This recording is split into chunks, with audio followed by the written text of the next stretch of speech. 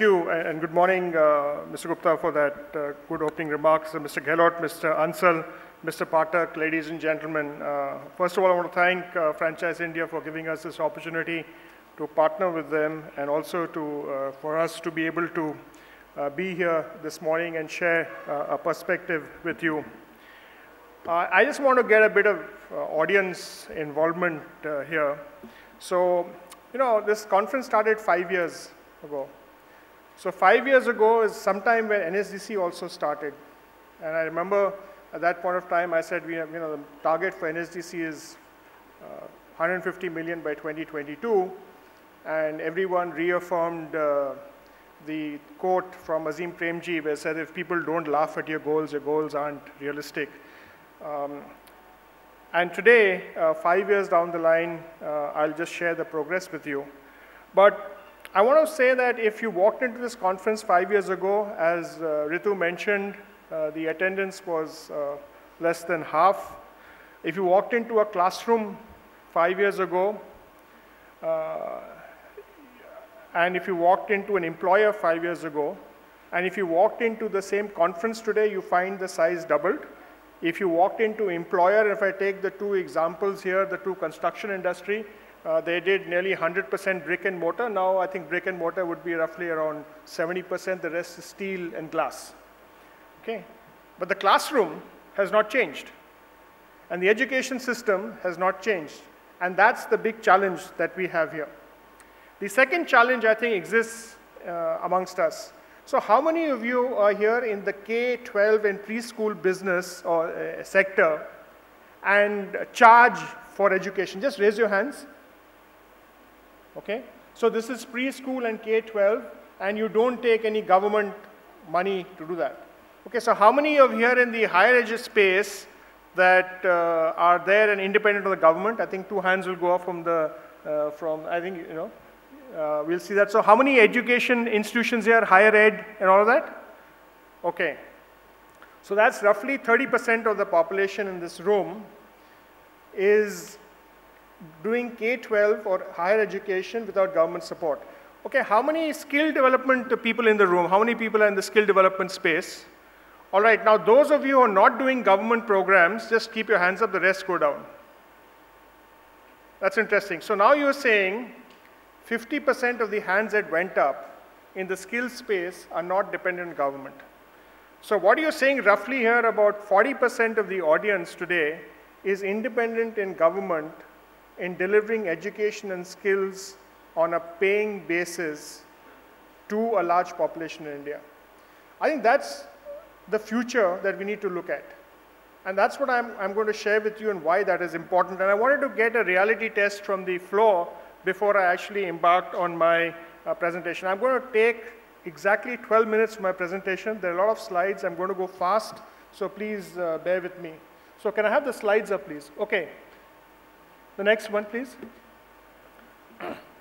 So what's happened between the last time we've been here and this conference is that India has actually put skilling at the center of many national missions, whether it's Make in India, Digital India, Swachh Bharat, Smart Cities, or Clean Ganga.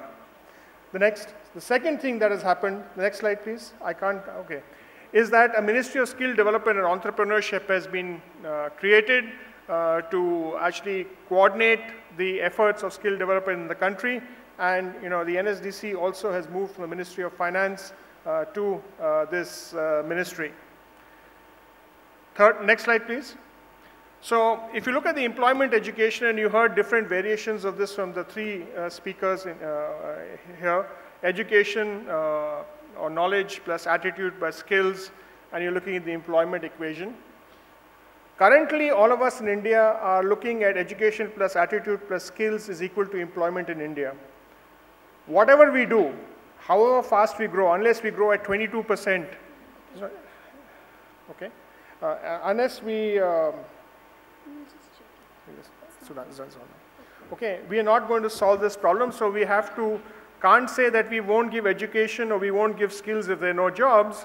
We have to do the left-hand side of this equation to ensure that the people are empowered to seek employment in India and abroad. So it's not an entitlement issue, it's an empowerment issue.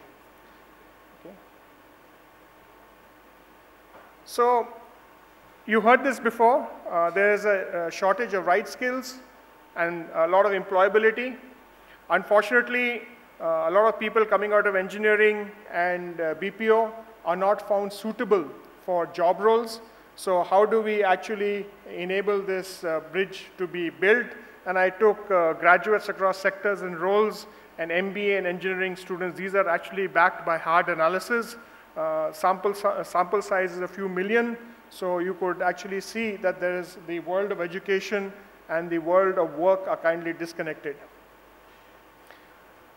There is also the fact that a lot of students drop out from the education system and for a variety of reasons, but the challenge is how do you actually enable both correct the education system below the graduate level and how do you link the graduate system above the graduate level.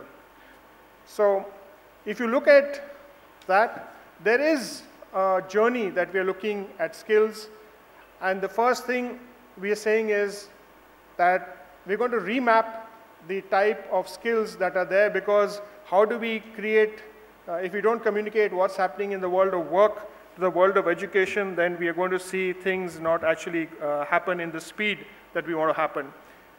We want to create access to skill development and create an ecosystem. So we recently launched the Pradhan Mantri Kaushal Vikas Yojana that looks at both skilling and recognition of prior learning of 24 lakh people this year.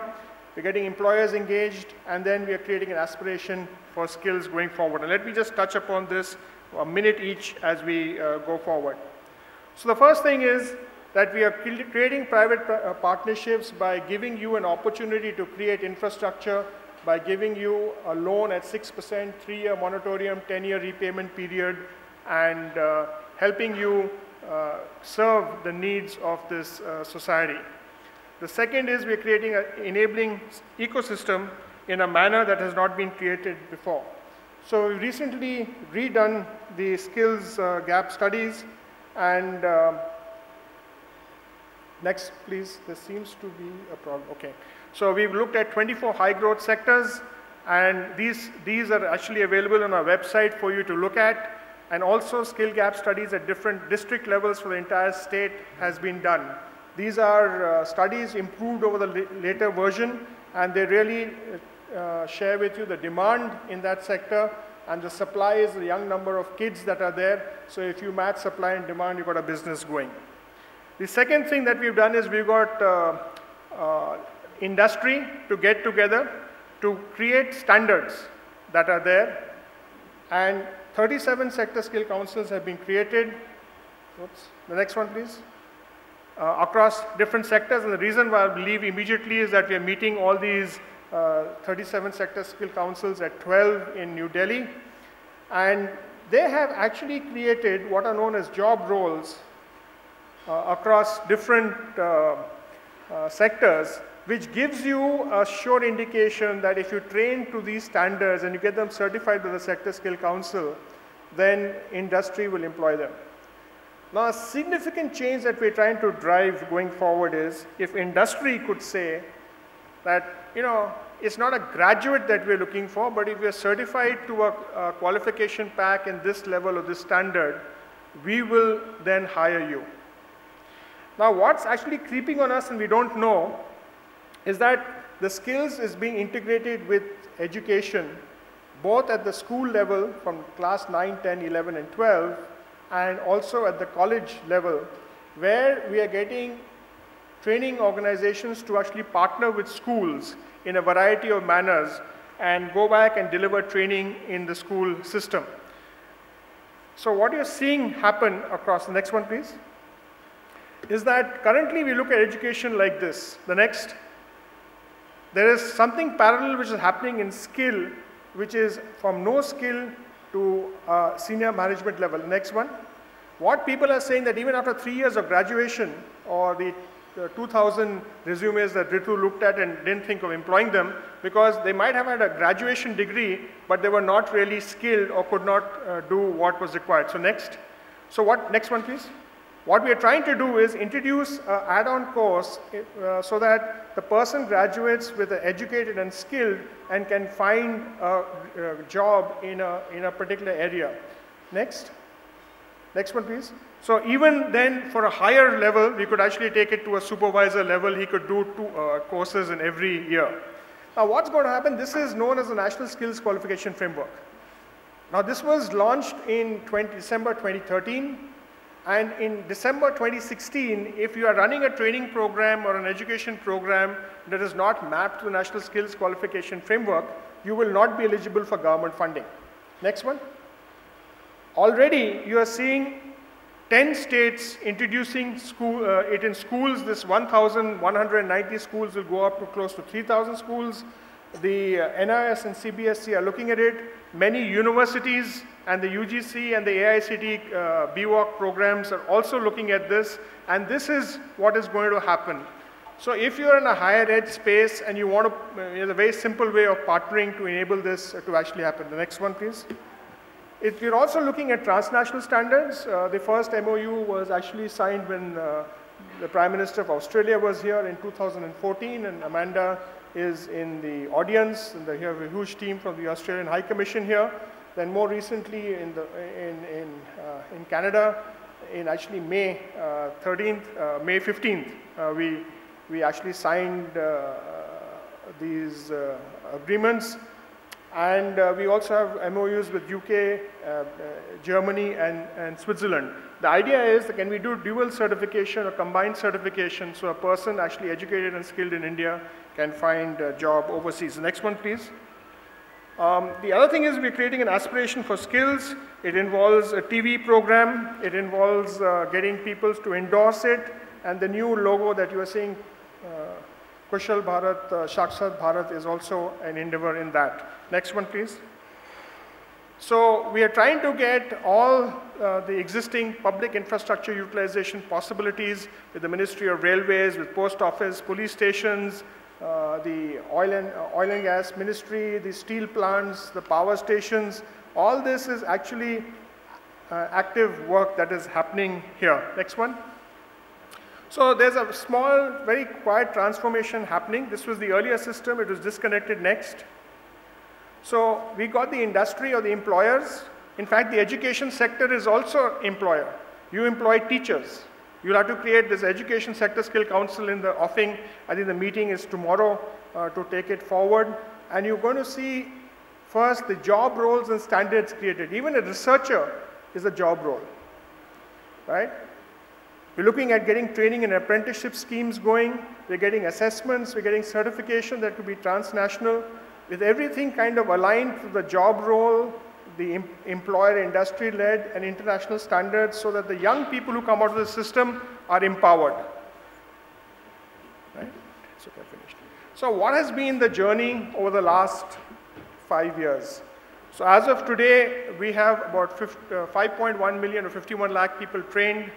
We have 211 skilling partners, 37 sector skill councils. Okay, the number of training centers has actually gone up since this slide. It's now 3,300 plus. We're in 28 states and close to 500 districts. Now, the 100-odd partners who have been in existence over the last few years have raised fees worth over 1,000 crores. Okay, so sustainable business in this business is possible. And if industry does this, can I have the next one, please? If industry can actually look at helping, or employers can help at creating these standards, and if you hire certified employees, and if you say that you will only, not bothered whether you got a university degree or whether you got a college degree or MBA or engineering degree, but if you are certified at certain level, you can share workplace experience, equipment. And even if you don't want to spend any money, if you can get your employers to say, just focus on hiring certified people, then we'll actually create a whole ecosystem going forward. I have addressed the PhD chamber in many times on this issue, and I'm waiting for the day when a chamber or an industry association says that all our employers will now only hire certified people. That has more value than any core group, any exhibition, any seminar or conference that you want to do. And it's actually got no outflow of money. It is something which your CEOs can do at a stroke of a pen and make this whole room sustainable. So thank you again very much for having me here. And I wish you all the very best, and I hope next year the numbers at this conference double, because we have to actually get a new 120 more partners this year going forward. So again, thank you very much.